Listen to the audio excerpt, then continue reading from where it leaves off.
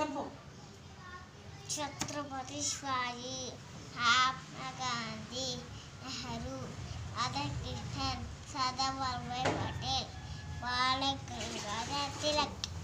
Gopal Krishna Gokhale, Raja Rai,